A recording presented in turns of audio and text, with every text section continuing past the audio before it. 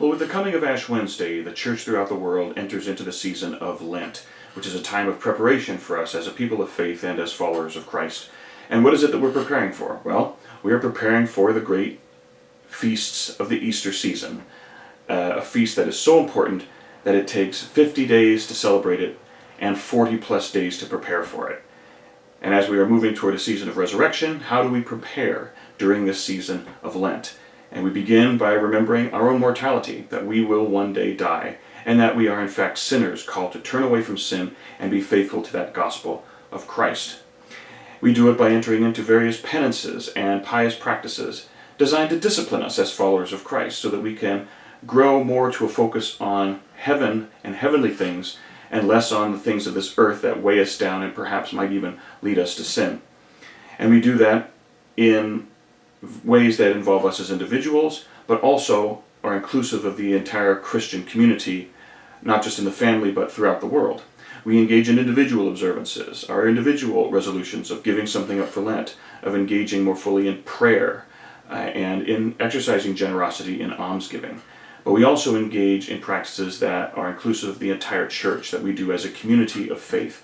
And those are the days of fasting, which are Ash Wednesday and Good Friday, and the days of abstinence from meat, which are Ash Wednesday and the Fridays during Lent. So we do things as individuals and as a community of faith. And so during the season of Lent, I thought I would offer daily reflections on the various aspects of the season of Lent. And since it is a common practice for many people during Lent to go to Mass every day, I thought these reflections would be based principally on the readings that we will hear during the weekdays of Lent. And so Monday through Saturday, I'll try to offer a daily reflection on what we hear in the Scriptures. For example, on Ash Wednesday, we hear from the prophet Joel. Actually, one of only 2 times we hear of him in the Mass. The one time is Pentecost, the Vigil of Pentecost, and the other is Ash Wednesday. And what does Joel tell us? He says, "Be renewed through fasting and penance." We hear it in the Gospel of Matthew. Jesus tells us, when you pray, when you fast, when you give alms, don't do it like the pagans do. Don't rattle on like the pagans do. But do it in a way that is pleasing to God, and God in His mercy will reward you.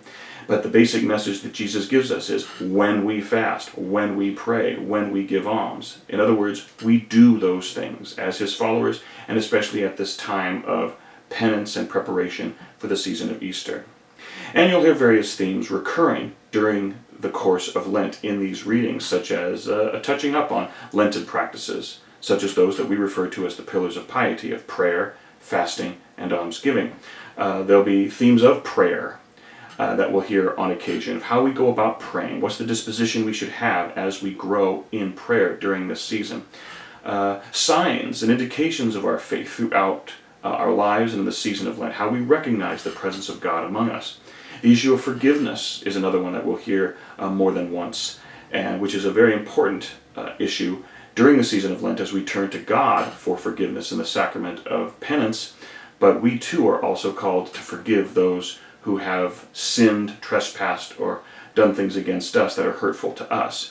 And we are called to be people of forgiveness. And so these are just a few of the themes you'll hear in these brief reflections during the course of Lent. But it is my prayer for everybody that you have a very fruitful Lent, that this not be just another Lent, but that we see it in such a way that our goal is that we are not the same people spiritually at the end of Lent that we were at the beginning, that we do aim for a certain spiritual growth during this time, and when we do celebrate that great feast of Easter, we will look back and see, yes, we were true to our disciplines, we were true to our penances, and as exercises in faith, we come out of Lent stronger by the grace of God than we did when we first began, and that we are in fact different people, stronger people, people with a deeper relationship with God and with one another as church than we were at the beginning of the season of Lent.